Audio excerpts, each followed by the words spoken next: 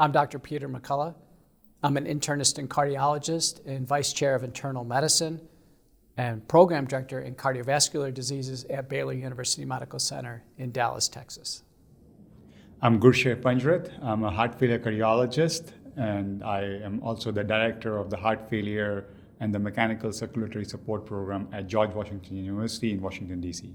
And I'm Andy Lee. I'm one of the Advanced Heart Failure and Transplant Cardiology Fellows at the University of Washington.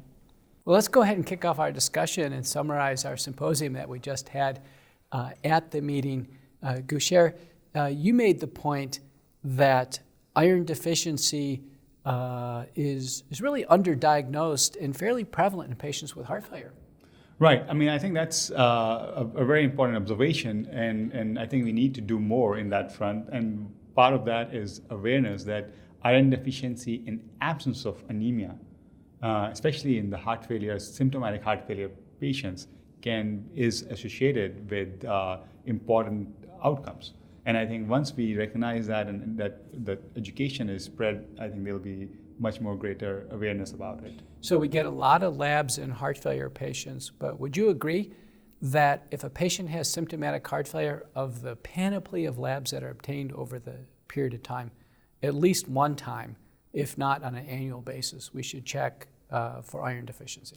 Absolutely. In fact, I would actually go ahead and say if the patients are optimized on all the other medical therapies and they are still symptomatic, I would say even absence of a very clear-cut guideline of how frequently it should be checked, an annual checkup as part of your wellness or routine health exam, these patients should get iron levels checked because it's an ongoing process. So even if they were not iron deficient in the past, they could turn iron deficient based on all the multifactorial etiologies. Right. And Andy, what labs should we get? You should always get a CBC. You should get the ferritin, iron transferrin saturation, just because we really want to be able to detect if there's any subclinical iron deficiency going on. Usually I get a reticulocyte count with my CBC as well, just to see if there's an appropriate or inappropriate response in the case that they are iron deficient. Now, can heart failure patients develop iron deficiency anemia and not have GI blood losses or other sources of blood loss? Definitely. Like overall, just with the critical illness, the higher severity of heart failure they have, the more prone they are to both having insufficient iron absorption through the GI tract. They're probably going to clinic all the time, getting phlebotomized. There's multiple reasons why they could still be experiencing iron deficiency in the absence of just plain old bleeding. And Dr. Panjrath, what is the pathophysiologic explanation for why we give iron and how outcomes improve? How does that actually work in the body? Right, that's a great question again. One of the things in heart failure specifically is the chronic inflammation state. And with the inflammation and the increase in cytokines and a unique process within the heart failure condition with hepcidin being elevated, which has subsequent effects on the ferroportin, transport around the enterocytes, sequestration. So sometimes, even if in these patients you deliver iron orally, the absorption is limited. So to bypass that limitation, or I would say firewall, you really have to give IV iron. And that's why if you look at the trials, and especially till date short-term trials, the IV iron has worked and oral iron, even in high doses, has not worked in these patients. Right, so hepcidin 25 is blocking the ferroportin channel. It can't be overcome with oral iron, so we give IV iron, and we can restore plasma concentrations of ferritin. We can increase the iron saturation. Hemoglobin levels go up. We can't measure myoglobin as a cardiac protein, but we know myoglobin is the second largest iron store, if you will, next to hemoglobin in the body. So Andy, when a clinical cardiologist sees a patient, they identify iron deficiency, how can they go about using intravenous iron?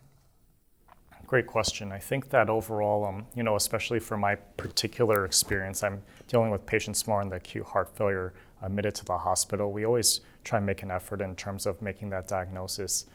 Any suspicion for iron deficiency, whether it's a low MCV, low crit, of course, we'll try to tease out if they would benefit from IV iron supplementation. Usually, at least at my particular hospital now, we kind of just try to finagle like the best IV iron supplementation. Usually it's ferric gluconate rather than ferric carboxymaltose. But even so, like kind of exploring those opportunities, and then in the outpatient setting, just getting them set up with a ferric carboxymaltose infusion, I think they benefit tremendously. Now, should we give patients who have some kidney disease, not on dialysis, but with kidney disease and anemia, should we give them EPO? So, the data on EPO is, at least till date, is very clear that epoprotein does not help in heart failure patients. And, there are some concerns, on some of the previous studies about the harm signal being higher than benefit. So there is no role for EPO right now in patients with heart failure with iron deficiency. Right, so important point. So in the CHOIR trial, giving EPO to patients with kidney disease, there was an excess risk of heart failure. And in the TREAT trial, giving EPO, there's excess risk of stroke and cardiovascular death. So giving EPO is a class 3 indication. Andy, how about transfusing patients? Especially with these heart failure patients where you're worried about volume overload, whenever we give PRBC transfusion, it's always at a 1-to-1 volume repletion. So like if they're already overloaded, you give them an additional unit of PRBCs as opposed to, say, normal saline or something else. It's all going intravenously. So usually if there's a obvious indication, I would like to go ahead and give them some blood just to get their crit up above 10 or so. But at the same time, it's a little tough because, we are dealing with their volume status. Right. So if a patient's clearly below a hospital transfusion threshold, I know at our place it's about 7. The American Society of Anesthesiology says less than 6 on hemoglobin. Everybody needs transfusion, particularly prior to any procedure, to go ahead and do that. But transfusion has always been associated with increased mortality in almost every cardiovascular type of patient. So if we could do something fundamentally to have the patient's own bone marrow recover the erythrocyte mass, we would prefer to do that. Now, the clinical trials, the definitive outcomes trials showing reductions in heart failure, hospitalization, and death in patients with chronic stable heart failure and intravenous iron have not been completed. But Doctor, what do we know about the completed trials? The completed trials, what do we know confidently we can expect in our patients? So again, these are all short-term trials. So they weren't devised to look at long-term mortality, which, as you rightly said, they are ongoing. For the current trials, we know that they improve quality of life. We know in subgroup analysis and secondary endpoints that it reduces rehospitalization for heart failure.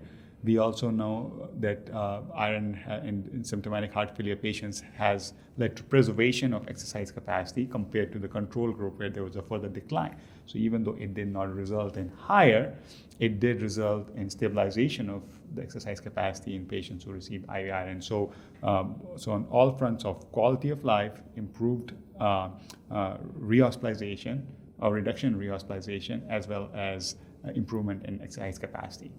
Right. So and repletion of iron stores. Right. So to summarize, so certainly the lab parameters improve. So iron saturation and ferritin going up, hemoglobin up, measures of quality of life improved, 6-minute walk test is improved.